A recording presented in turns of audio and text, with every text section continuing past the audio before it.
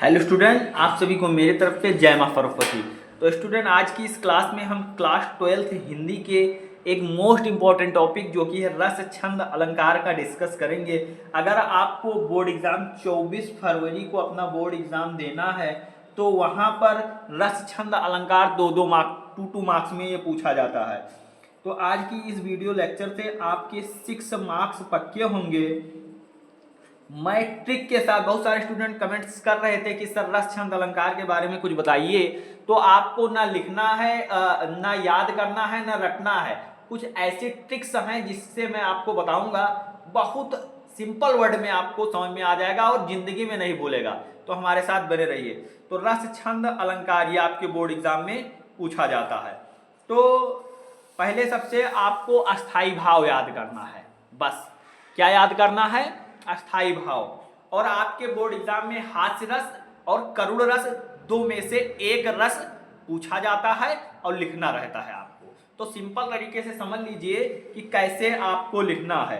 तो हास्य रस का अस्थाई भाव क्या होता है? जो हास्य रस का अस्थाई भाव होता है वो होता है हास्य। हास्य का अस्थाई भाव हास्य होता है। और करुण का जो अस्थाई भाव है वो क्या होता है?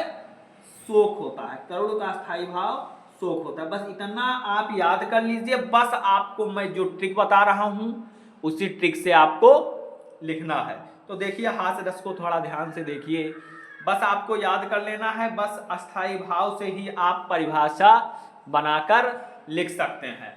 तो देखिए, हास्य रस का अस्थाई भाव हास होता है जब हास नामक अस्थाई भाव विभाव अनुभाव संचारी भाव से संयोग करता है तो वहां हास्य रस होता है। बस इतना ही सिंपल से आपको लिख देना है। अस्थाई भाव याद कर लीजिए।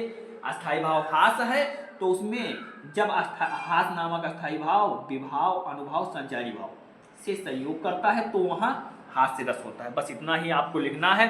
डिफिनीशन देख लिए आप लोग। थोड़ा उदाहरण देख लीजिए। बहुत ही सिंपल सा उदाहरण मैं लेकर आया हुआ हूं।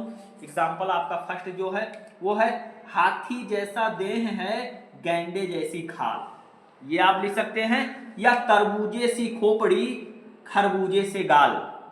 दो बहुत ही सिंपल उदाहरण हैं, आप लोग स्क्रीनशॉट कर लीजिए।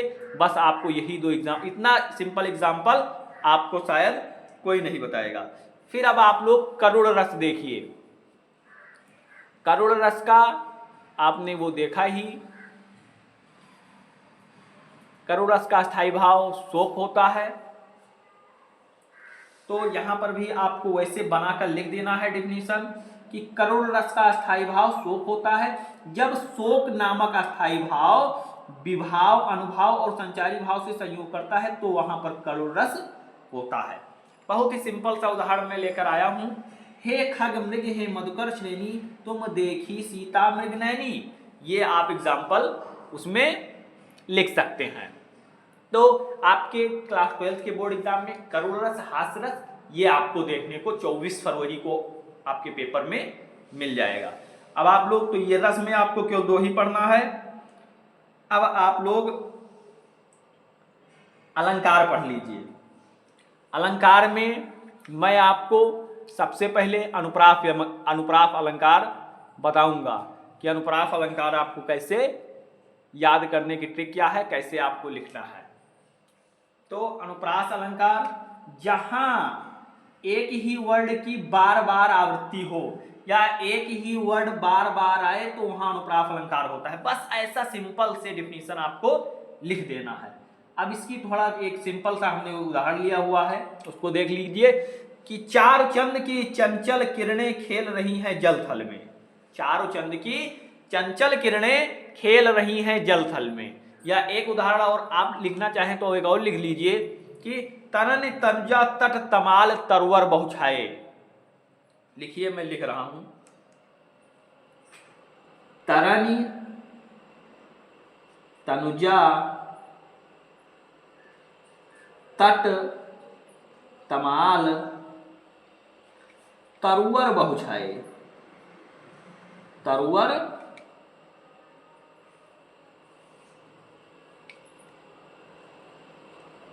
बहु छाए। ये एक एग्जाम्पल आप लिख सकते हैं।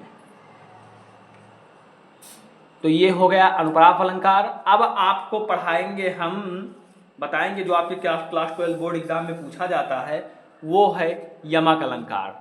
यमक अलंकार आपके बोर्ड एग्जाम में पूछा जाता है, 2 मार्क्स में पूछा जाता है। बड़ा ही सिंपल मैं यहाँ पर मेंशन किया हुआ हूँ, थोड़ा ध्यान से देखिए। तो जब कोई एक शब्द एक से अधिक बार आए और उसका अर्थ अलग अलग हो, कोई एक शब्द एक से अधिक बार आए और उसका अर्थ अलग अलग हो, तो वहां यमक अलंकार होता है। जैसे एग्जांपल लिया हुआ हूं मैं कि काली घटा का घमंड घटा, बस एक एग्जांपल यही आप लिख देंगे तो भी आपके 2 मार्क्स मिल जाएंगे, आपको कुछ करने की आवश्यकता नहीं है। क्या है? काली घटा का घमंड घटा। या एक एग्जांपल और है कि कनक कनक ते सौगुनी मादकता अधिकाय, या पाए बौराए जग या खाए बौराए, ये लिख सकते हैं। या आप इतना ही लिख दीजिए कनक कनक ते सौगुनी मादकता अधिकाय, इतना ही आप लिख सकते हैं। तो ये 2 एग्जाम्पल मैं आपके लिए लाया हुआ हूं, आप लोग स्क्रीनशॉट कर लीजिए, बस आपको इतना ही लिखना है। तो यमक अनुप्रास अलंकार हुआ, यमक अलंकार हुआ, और क्लास 12 के बोर्ड एग्जाम में एक उपमा अलंकार पूछा जाता है, थोड़ा ध्यान से देख लीजिए इसको भी। तो उपमा अलंकार की डेफिनेशन आपको क्या लिखना है? वह अलंकार जिसमें किसी वस्तु की समानता या तुलना किसी प्रसिद्ध वस्तु के साथ की जाती है, तो वहां उपमा अलंकार होता है। जैसे है पीपल पात सरिस मन डोला, तो ये उपरोक्त दोहे में मन की जो चंचलता है, ये पीपल के हिलते दुलते पत्तों के साथ भी जो मन की चंचलता है व्यक्त की गई है, अतः यहाँ रूपक उपमा अलंकार है। तो बस आपको ये एग्जाम इतना डिफिनीशन लिख देना है और उसके बाद में ये वाला एग्जाम्पल लिख देना है, इससे बाहर आपको कुछ नहीं लिखना है। तो आपके हो गए अनुप्रास अलंकार, यमक अलंकार, उपमा अलंकार। तो रस और अलंकार में ये 2 पूछा जाएगा। अब छंद में आप लोग देख लीजिए कि आपके बोर्ड एग्जाम में छंद में कहां से क्वेश्चंस बनते हैं। इसका पीडीएफ आपको टेलीग्राम चैनल पर मिल जाएगा। तो ये छंद देखिए, छंद मैंने ऑलरेडी आपको बताया हुआ था, फिर देख लीजिए। छंद में आपका जो दोहा है ये पूछा जाता है, दोहा और सोरठा या चौपाई, दोहा चौपाई या सोरठा 3 में से एक पूछा जाता है। तो मैं इसी दोहे से आपको डिफिनीशन क्लियर कर दूंगा सोरठा की भी। तो है कि यह एक अर्धसमात्रिक छंद है, इसमें 4 चरण होते हैं। पहले और तीसरे चरण में 13-13 मात्राएं होती हैं तथा दूसरे और चतुर्थ चरण में 11-11 मात्राएं होती हैं। अब आप लिख सकते हैं कि मेरी भव बाधा रो राधा नागर सोय, जा तन की झाई परे श्याम हरित दुति होय, ये एग्जाम्पल आप लिख सकते हैं। या दोहा, जो भी दोहा आपको याद है लिख देंगे। मात्रा लगाने को बोला है, लगाइए, मैं कह रहा हूं नहीं बोलता है, मत लगाइए आप मात्रा, केवल एग्जाम्पल लिख दीजिए। या दोहा में राम नाम मणदीप धर जेह जेहरी द्वार, तुलसी भीतर वाह रहू जो चाहा सुजियार, जो भी दोहा आपको याद है लिख देंगे। अगर नहीं याद है दोहा तो आपके क्वेश्चन पेपर में दिया रहता है, लेकिन आप उसको मत लिखिएगा, जो भी दोहा आपको याद है एक वो लिख देंगे, चाहे सुभाकर रत्नान वाला ही कोई दोहा या श्लोक आपको याद हो। और अगर सोरठा पूछा जाएगा तो आप बस थोड़ा सा चेंज करेंगे। ये दोहा जो सोरठा होता है ये दोहा का विपरीत होता है।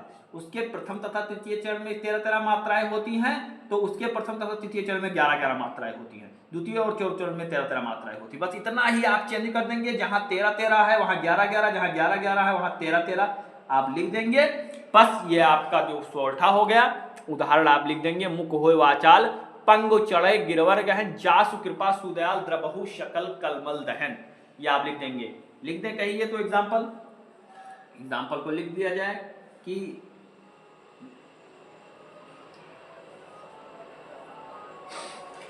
सोरठा का एग्जाम्पल छोटा सा आप लोग लिख लीजिए, जिससे आपको जासु कृपा सुदयाल,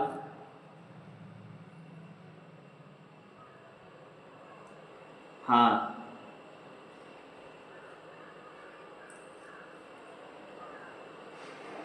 मुख होय वाचाल, वाचाल पंगु चढ़े गिरवन गहन,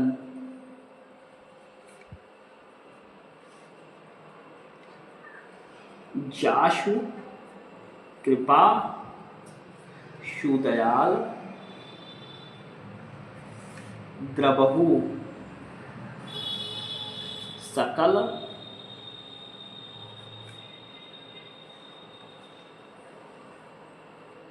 कलमल दहन।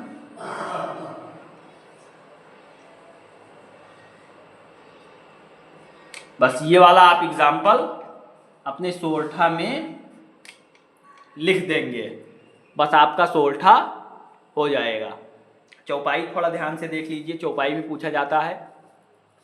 तो यह एक सममात्रिक छंद है, इसके 4 चरण होते हैं, प्रत्येक चरण में 16 मात्राएं होती हैं। जो भी चौपाई आपको याद है, ये बड़ा ही पॉपुलर चौपाई है कि जय हनुमान ज्ञान गुण सागर, जय कपीस तिहुलोक उजागर, रामदूत अतुलित बलधामा, अंजनी पुत्र पवन सुत नामा। इतना ही ये चौपाई आप लिख देंगे, आपका रस छंद अलंकार 6 मार्क्स क्लियर हो जाएंगे। तो आई होप कि आपके लिए यह वीडियो बहुत ही हेल्पफुल रही होगी। अगर वीडियो पसंद आई हो तो वीडियो को एक प्यारा सा लाइक करिए, कमेंट बॉक्स में कोई एक प्यारा सा कमेंट करिए, और मिलते हैं नेक्स्ट क्लास में एक और मज़ेदार टॉपिक के साथ। तब तक के लिए bye bye, love you, take care.